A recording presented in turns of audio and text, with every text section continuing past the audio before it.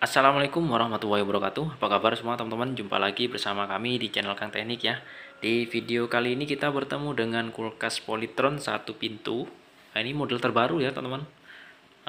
Ini orangnya beli sekitar 1 tahun ya, dan di sini sudah rusak ya, tidak bisa dingin lagi. Nah, kita akan cari tahu penyebab kerusakannya itu. Nah, ini modelnya hampir mirip dengan merek LG ya teman-teman. Kalau yang model lama itu ada model bunganya ya. Di sini setelah saya cek pada bagian kondensor tidak ada panas sama sekali ya, padahal kompresornya hidup. Nah, ini dingin ya, tapi tidak mau jadi es. Nah, di sini untuk termostat itu sudah diganti ya sama orangnya. Nah, ini sudah diganti. Nah, di sini teman-teman nggak kedengaran ya suaranya. Di sini ada embunan ya di bagian ujungnya saja, di bagian atas, langit-langit atas itu ada embunan ya, tapi suaranya itu tersendat-sendat ya. Dan ini maka bisa kita pastikan kulkas baru ini mengalami kebuntuan ya teman-teman. Nah, nanti saya akan coba praktekkan cara-caranya, cara yang paling gampang ya. Nah, di sini saya perlu ingatkan ya teman-teman. Jadi kalau misalkan kulkas itu tidak dingin ya teman-teman, jangan langsung ganti termostat ya. Jadi kalau misalkan kulkas itu tidak dingin dan pada saat kompresor itu menyala ya atau hidup, nah itu teman-teman nggak perlu mengganti pada bagian kelistrikan ya. Contohnya pada bagian termostat, overload ataupun relay ya, itu nggak ada kaitannya dengan kerusakan tersebut ya. Kalau kompresornya itu sudah hidup ya. Nah, lalu bagaimana Mas? Nah, lalu kalau misalkan kompresornya hidup itu yang perlu teman-teman cek, teman-teman bisa cek ya pada bagian bodi kulkas ya. Nah, pada bagian bodi kulkas ini, kulkas yang normal ataupun kompresor yang hidup. Nah, pada bagian bodi kulkas itu harusnya panas ya, teman-teman. Nah, kurang lebihnya seperti itu. Jadi kalau misalkan kompresor hidup itu tidak ada kaitannya kerusakan dengan kelistrikan ya. Teruntuk kulkas satu pintu ya. Beda lagi kalau untuk dua pintu. Nanti saya jelaskan lagi kalau untuk dua pintu. Nah, oke selanjutnya teman-teman. Nah, ini karena buntu ya. Ini padahal kulkas baru. Informasi dari orangnya itu perkiraan setahun lebih ya. Dia itu beli kulkas ini. Nah, cara selanjutnya untuk mengetahui apakah freon itu mengalami kebuntuan ya, teman-teman bisa cek pada bagian filter ya, pada bagian filter kulkas. Di sini kalau misalkan freon itu mengalami kebuntuan ya, pada bagian filter itu biasanya itu dingin ya atau berembun. Nah, itu adalah salah satu contoh ciri-ciri kulkas itu mengalami kebuntuan ya. Nah, di sini selanjutnya yang akan saya eh, kerjakan, yang pertama kita akan mengatasi dulu ya kebuntuannya itu. Jadi yang pertama kita akan potong dulu ya teman-teman bagian lebihan dari pipa vakum ini ya, dari kapiler ini. Nah, ini kita akan potong lalu kita akan masukkan kapiler ya. Nah, di sini sudah saya potong. Nah, ini sudah saya potong ya. Jadi nantinya kita akan masukkan kapiler lalu kita las ya.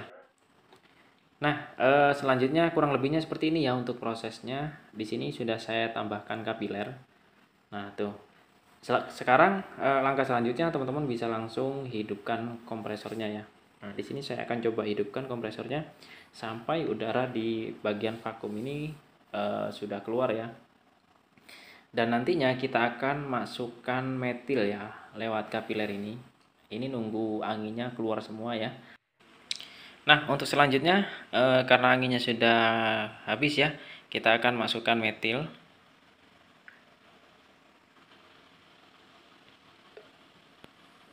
Nah, kita masukkan. Nah, caranya supaya metil ini terhisap, kita langsung cabut saja colokannya. Nah, di sini sudah nggak ada yang gelembung-gelembungnya, kita langsung cabut. Lalu kita otomatis metil ini akan terhisap ya ke dalam. Nah, bila perlu, kalau misalkan dirasa masih kurang ya, kita tambahkan lagi.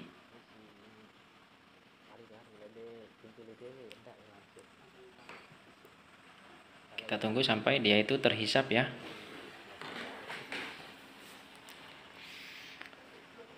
Kita tambahkan lagi. Nah, kalau sudah dirasa sudah cukup, teman-teman bisa diamkan ya beberapa menit supaya cairan metil ini mengikat kotoran yang ada pada bagian kapiler ya teman-teman.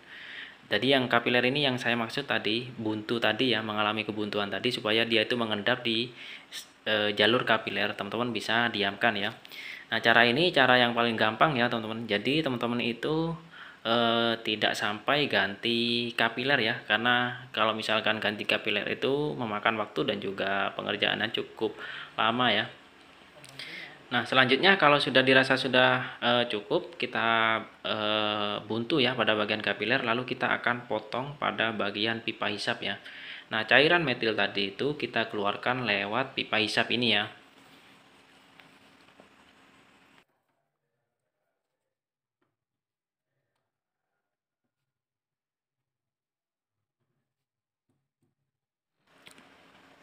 Nah, selanjutnya cairan metil itu akan masuk lewat kapiler dan juga masuk ke dalam evaporator ya. Lalu akan keluar lewat pipa hisap ini. Nah, pastikan cairan tadi ikut keluar ya bersama metil dan juga oli.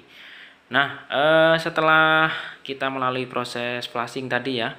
Nah, selanjutnya teman-teman bisa ganti ya untuk kapilernya. Maksud saya eh, filternya ya. Filternya teman-teman bisa ganti. Nah, di sini saya menggunakan filter ukuran 12 cm, filter isi cabang 2 ya. Di sini saya karena nggak menggunakan alat mesin vakum ya untuk memakumnya, di sini saya menggunakan yang cabang 2. Jadi kita vakum lewat kapiler ini ya. Nah, ini cara ini sama saja ya, teman-teman. Nah, kita tunggu sampai udara pada kapiler ini sudah habis ya. Nantinya kalau misalkan sudah habis, lalu kita coba tes menggunakan metil. Nah, ini karena pada bagian kapiler itu mengalami kebuntuan ya, kita akan tambahkan cairan metil ini supaya lebih lancar lagi ya nanti sirkulasi freonnya. Nah, kalau misalkan sudah nggak ada gelembung-gelembung ya, lalu kita cabut, otomatis metil ini akan terhisap. Nah, kita hisapkan sedikit saja, nggak perlu banyak-banyak seperti tadi. Nah, sekarang kita akan tutup. Nah, udah.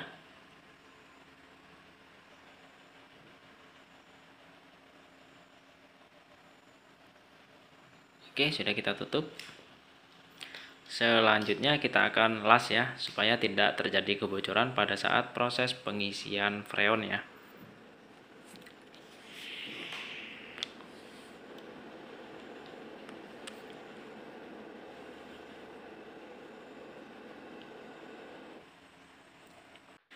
Nah, setelah kita las ya pada bagian kapiler, lalu kita isi. Di sini saya isi berada di tekanan 70 ya, karena dia udah nggak mau ngangkat lagi. Langsung aja kita langsung hidupkan. Dan nantinya tekanan ini akan turun ya.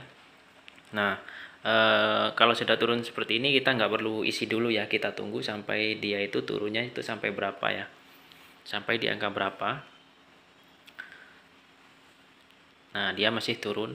Nah, ini ada di angka 15, dia masih turun. Masih turun lagi.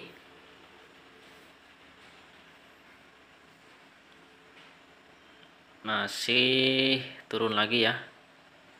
Di sini filter masih belum hangat ya. Karena freonnya masih belum penuh ya. Jadi di sini untuk tekanannya berada di angka 5 ya, teman-teman. Ini masih turun lagi kayaknya. Nah, masih turun.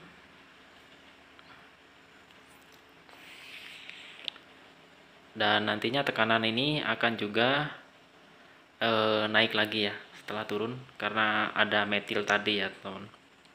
Ini nggak ada masalah. Nah, tuh dia akan naik ya. Dan di sini untuk tekanannya itu sudah naik sampai berapa ini? Di angka 5 ya. Selanjutnya langsung aja kita tambahkan, teman-teman. Karena ini bakalan diam berada di angka 5 ini aja. Lanjut aja kita tambahkan supaya tidak terlalu lama. Seperti biasa, teman-teman, untuk pengisian freon 134 itu batasnya itu antara 10 psi sampai 15 psi ya. Nah, di sini saya akan coba mentokin ya sampai di angka 15 PSI. Nah, cara mengisinya seperti ini ya. Kita buka lalu kita tutup sampai dia itu berada di tekanan 15 ya. Jadi cara mengisinya itu santai saja teman-teman. Nah, lanjut kita tutup lagi.